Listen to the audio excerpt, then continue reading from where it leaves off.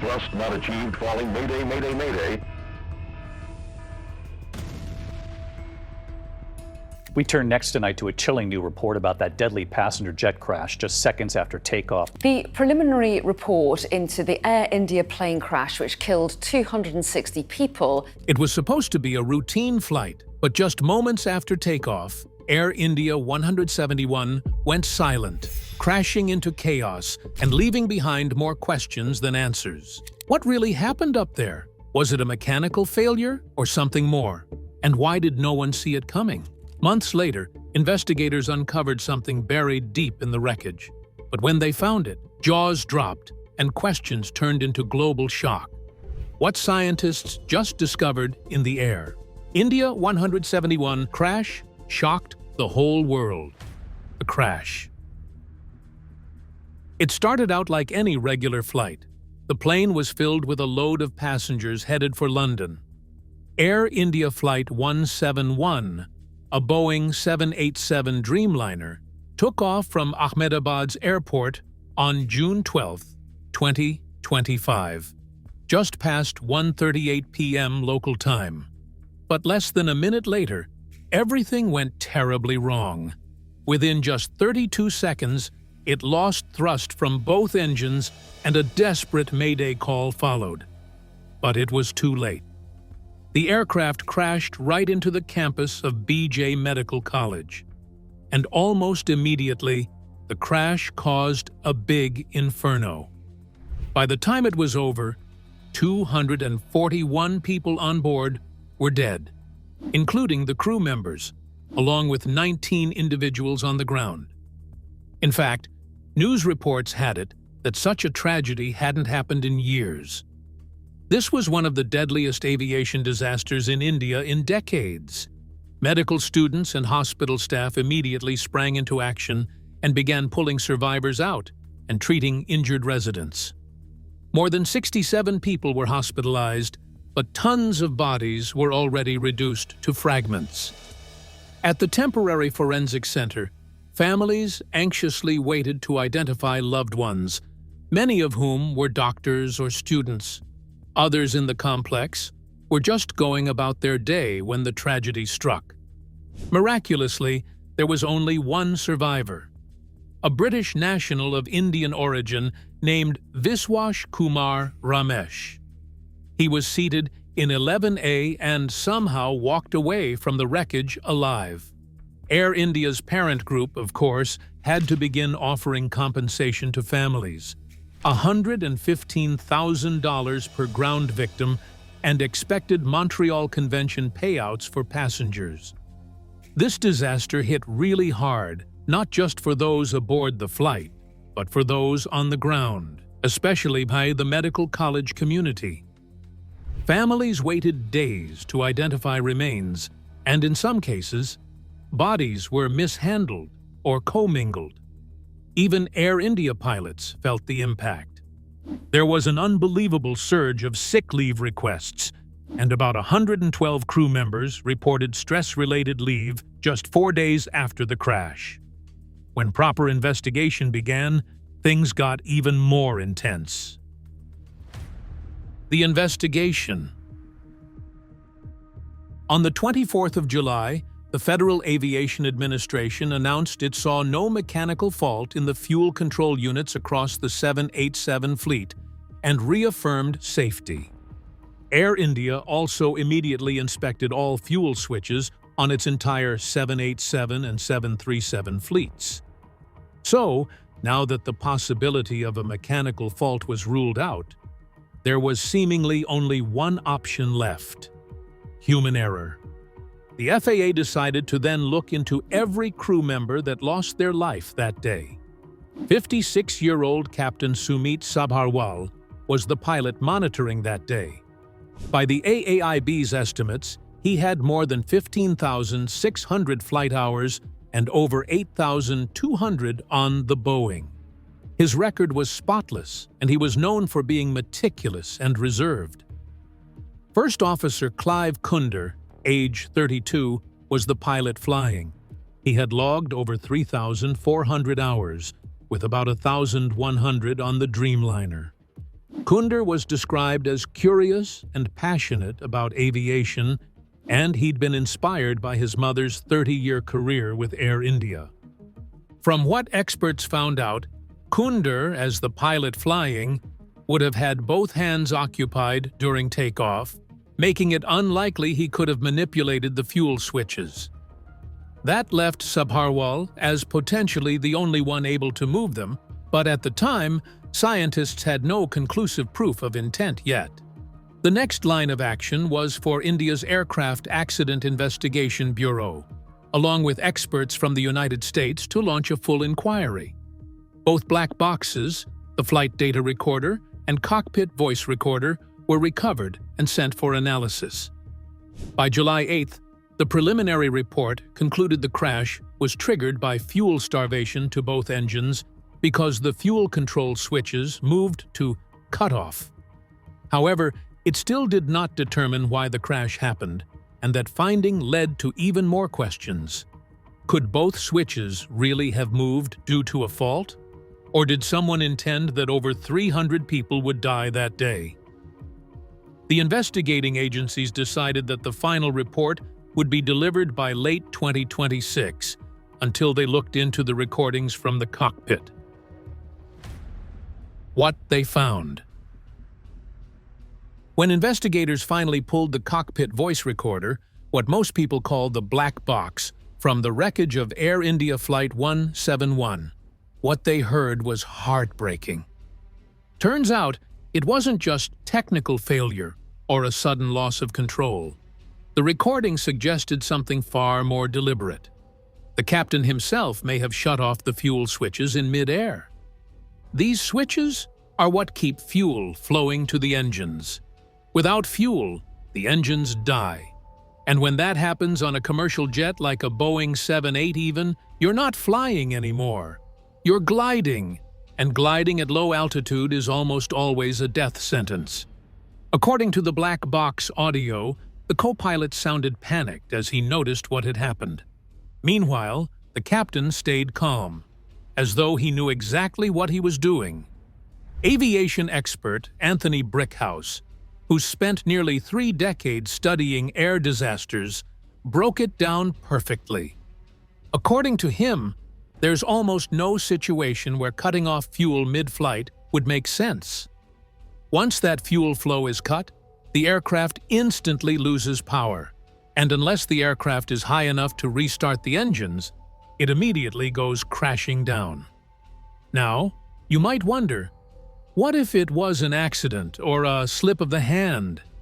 Brickhouse explained that a Boeing 787 is highly advanced, and the moment something that critical happens, the cockpit lights up with warnings and verbal alerts.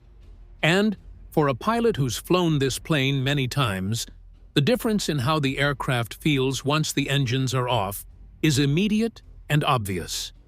The sound changes. The pressure changes. The way the plane responds changes. So the co-pilot would have known right away that something wasn't right. All signs seem to point to a human decision made at the worst possible time. And while the final investigation is still ongoing, experts agree that cutting off fuel in mid-air is far from normal. Some preliminary analyses suggest that while pilot Kunder was engaged in flying duties, the captain monitoring may have had the means to act. Mental health experts are also looking into possible stress factors in Sabharwal's life, including grief over his mother's death and recent shift in work duties. So now, the big question is, would a trusted, experienced captain put the lives of hundreds of people on the line? When you look at the bigger picture, this crash is sadly only part of a long list of Indian air disasters. The one before this, Flight 1344, was equally as devastating. Air India Express Flight 1344. It was the evening of August 7, 2020, and Flight 1344, operated by Air India Express, was on its final leg from Dubai to Kozhikode, India. The Boeing jet was part of India's Grand Vande Bharat mission, bringing home stranded citizens amid the COVID-19 pandemic. Passengers on board that night felt both relief and exhaustion. They had survived isolation, travel bans, and long waits. Many were simply eager to be back home. But their anticipation turned into a nightmare in a matter of seconds. You see, Kozhikode Airport has a tabletop runway, and that kind of layout leaves zero room for error. As the plane approached the runway around 7:40 p.m., it faced monsoon rains, limited visibility, and a tailwind of about 9 knots, even though landings into the wind are safer. This type of runway demands absolute precision. Unfortunately, conditions that night were anything but forgiving. The crew attempted landing twice, but the rain-soaked runway forced them to go around. The windshield wipers reportedly malfunctioned, and it totally obscured the view further. Despite warnings, they made a third attempt. Passengers later recalled the feeling. The plane seemed to linger longer than usual before touching down, and then jolted fiercely. After touchdown, the aircraft didn't decelerate adequately. It skidded past the runway, dropped off the plateau, fell 30 to 35 into the gorge below, and broke into 3 large sections. The tail section separated entirely. Of the 190 people on board, 184 passengers and 6 crew members, 21 died, including both pilots and a few infants, while about 167 people suffered injuries. Almost immediately, India's Aircraft Accident Investigation Bureau led an official investigation. Within days, both the cockpit voice recorder and flight data recorder were recovered. By September 2021, the final accident report pinned the crash mostly on pilot error during a non-stabilized approach.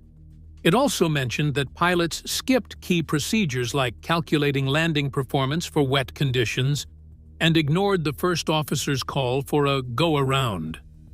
There were also some pretty serious safety concerns at Kozhikode Airport. Excessive rubber buildup, poor drainage, short runway safety areas, and lack of sufficient runway friction tests. This wasn't the first time Air India Express had lost an aircraft off a tabletop runway. Flight 812 at Mangalore in 2010 had a similar outcome, maybe even worse. Air India Express Flight 812. On the morning of May the 22nd, 2010, Flight 9812, a Boeing named VTAXV, lifted off from Dubai bound for Mangalore, India. Pilots Captain Zlatko Glushika and First Officer Harbinder Singh Ahluwalia were making an overnight flight with 166 souls on board, 60 passengers and 6 crew members. Everything seemed normal until around 6:05 a.m. when the worst happened.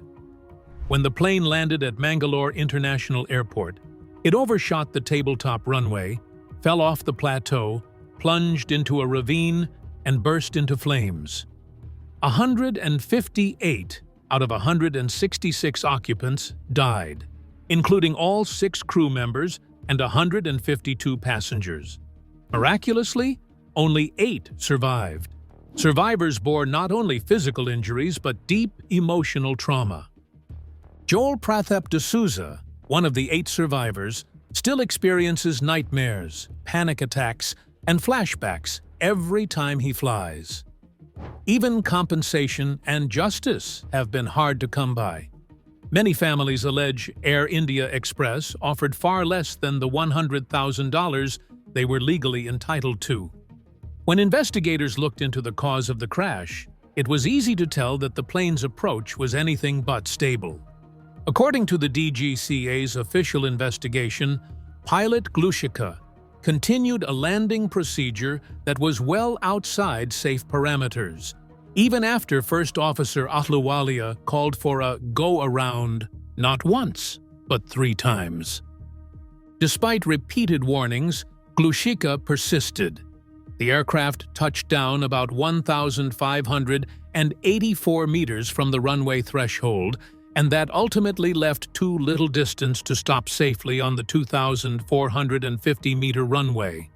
By the time the crew tried to initiate a go-around, it was too late. The right wing struck an ILS localizer antenna, the aircraft smashed through the boundary fence and headed straight into the hillside. When they pulled the records, they found even more interesting information about what happened that day. Flight data and cockpit voice recorders revealed that during the nearly 4-hour flight, Captain Glushika was apparently asleep for the first 100 minutes. When the approach began, he was reportedly disoriented, and his ability to judge descent was compromised. In fact, there were critics of the investigation who insisted that too many questions remained unanswered, especially about whether the inquiry thoroughly examined pilot fatigue and decision-making. India's Directorate General of Civil Aviation eventually closed the formal court of inquiry and submitted the final report in 2012. It concluded that the crash was caused by 3 major factors: the pilot's error of continuing an unstable approach, his failure to execute go-around, and the lack of crew coordination at a critical moment. They determined that there were no mechanical failures. The aircraft was airworthy, and there were no signs of sabotage or bird strike.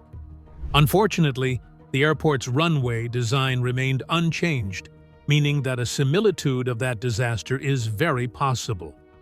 Flight 812 was the first fatal crash for Air India Express, and, at the time, one of the worst involving a 737 new generation aircraft. It remains one of India's most devastating aviation accidents, but only after the Emperor Kanishka bombing in 1985. It was unlike anything India had ever experienced. Air India Flight 182, Emperor Kanishka bombing. It was early on the 23rd of June, 1985.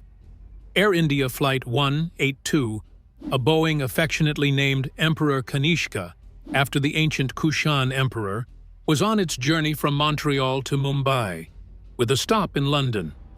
The aircraft had already flown from Toronto as Flight 181, then refueled and boarded new passengers in Montreal, which amounted to a full 329 people on board, 307 passengers and 22 crew.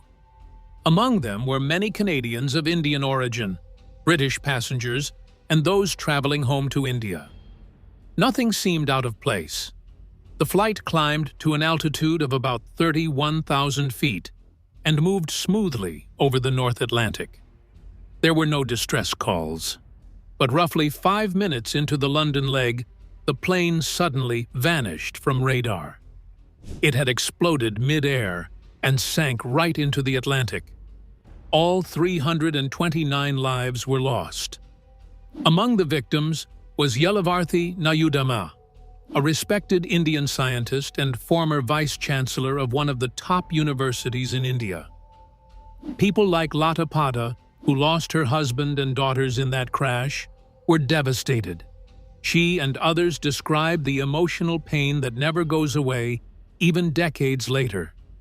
Without wasting much time, investigators concluded that a homemade bomb, hidden in checked baggage, had detonated aboard the jet. With the magnitude of the explosion, it was almost impossible to survive such a hit. In fact, the terrorist attack was connected to a second bomb that exploded at Tokyo's Narita airport, killing 2 baggage handlers who were transferring luggage destined for another Air India flight. That second explosion confirmed the sleeper plot had systemic coordination. Canadian and Indian authorities traced the bombing to Sikh separatist extremists, particularly the group Babar Khalsa, as retaliation for India's 1984 Operation Blue Star against militants inside Amritsar's Golden Temple. Other groups like the International Sikh Youth Federation were also suspected. Thankfully, the investigation led to several arrests. Inderjit Singh Rayat, a British Canadian, admitted to building the bombs and pleaded guilty to manslaughter in 2009. He was the only person ever convicted in connection with Flight 182. Two other accused, Ripudaman Singh Malik and Ajaib Singh Bagri, stood trial but were acquitted due to insufficient evidence. And so, in an attempt to get more answers, Canada appointed Supreme Court Justice John Major to lead a public inquiry in 2006. His 2010 report, Air India Flight 182, a Canadian tragedy, was quite the exposition. It concluded that the bombing was not prevented due to a cascading series of errors, including intelligence failures by the RCMP and CSS, poor communication between agencies, and ignored warnings that could have foiled the plot. It remains one of the most saddening acts of terrorism and one of the worst examples of mass murder in history. Despite years of inquiry and delay, only one man was convicted, and many families still seek justice and acknowledgement. The Air India Flight 224 is another event worth remembering, where 78 people were almost murdered mid-air. Air India Flight 224. A Boeing 707 named Kamet was flying from Harare, Zimbabwe to Mumbai on the 25th of November 1981. On board were 65 passengers and 13 crew members. Midway, the aircraft landed at Mehe, Seychelles, for a routine refueling stop, completely unaware that it was about to become the center of an international hijacking crisis. While grounded at Seychelles International Airport, a 43-person mercenary group armed with automatic weapons and grenades stormed the plane. They immediately took control and demanded the flight be diverted to Durban, South Africa, after having rejected initial plans to go to Nepal or Bangladesh due to fuel limitations.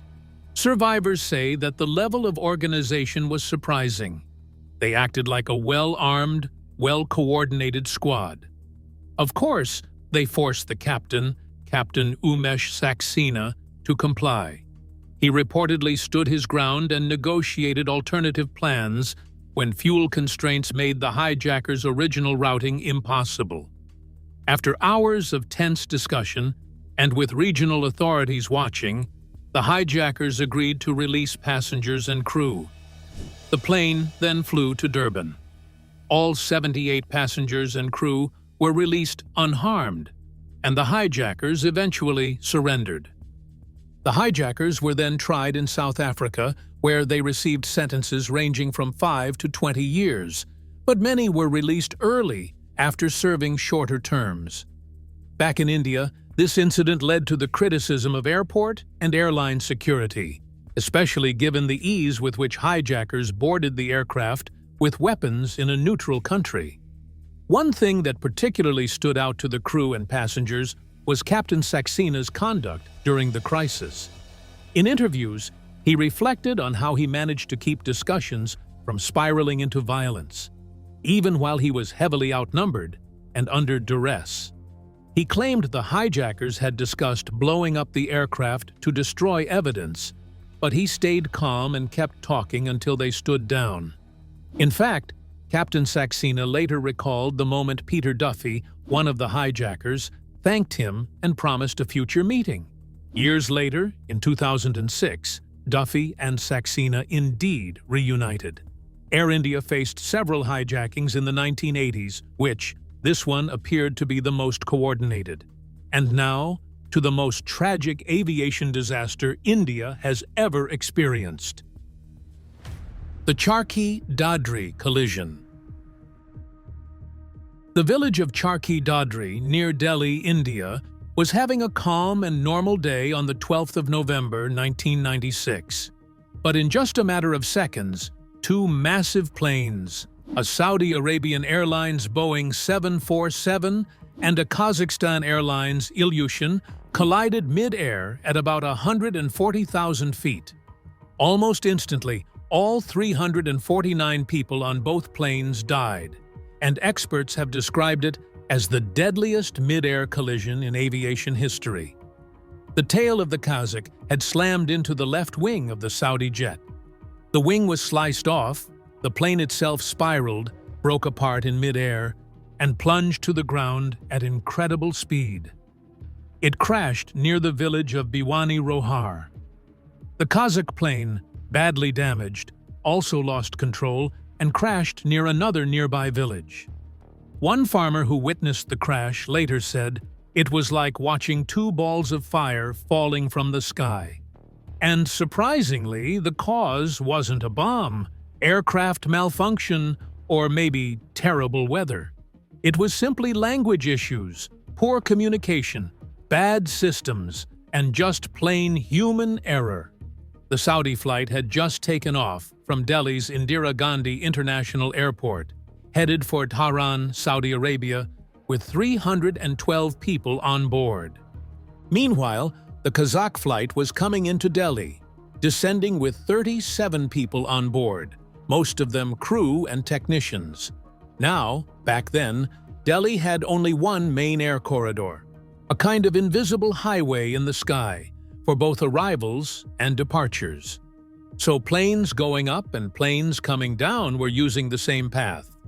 So air traffic control cleared the Kazakh flight to descend to 15,000 feet, and the Saudi flight was told to climb to 14,000 feet. That's only 1,000 feet apart. It wasn't ideal, but not automatically dangerous, as long as both planes stick to their altitudes, but it all went wrong when the Kazakh crew misunderstood. Instead of leveling off at 15,000 feet, they kept descending right into the Saudi flight's path. According to reports, the Kazakh pilots didn't speak much English. Only their radio operator could communicate with Indian air traffic control, and he had to translate instructions into Russian for the pilots. That slowed everything down and left a lot of room for mistakes. Of course, India launched a full investigation, led by Justice R.C. Lahoti, and the cause was glaring.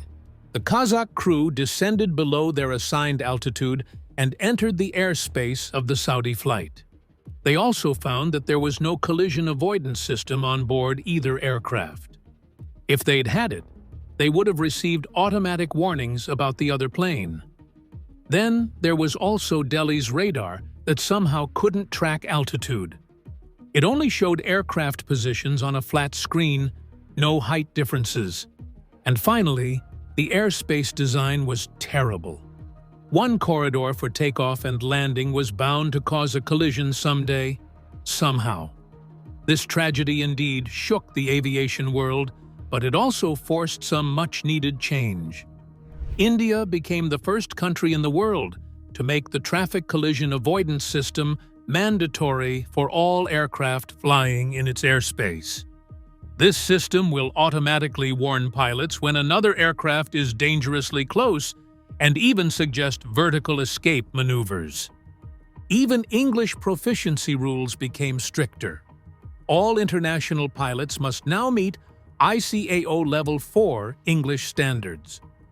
India upgraded its radar systems and added secondary radar that shows real-time altitude. The air corridors were also redesigned. Now there are separate routes for arriving and departing flights. Everything that went wrong that day was fixed, but sadly, only after 349 people lost their lives. Most of the Saudi passengers were Indian workers just returning to their jobs in the Gulf after Diwali. There's no grand monument yet, but locals in Charkhi Dadri still remember that night. Some pieces of wreckage were kept in homes or buried. Others say they can never forget the smell of burning fuel or the sound of the crash. For years, the Charkhi Dadri was India's deadliest air accident. It held that record until June 2025, when Air India Flight 171 tragically crashed near Ahmedabad and surpassed its death toll. Hopefully, the worst is over in Indian aviation. If you enjoyed this video, please give us a like and share it with someone who might find it interesting too. And don't forget to subscribe for more videos. See you in the next one.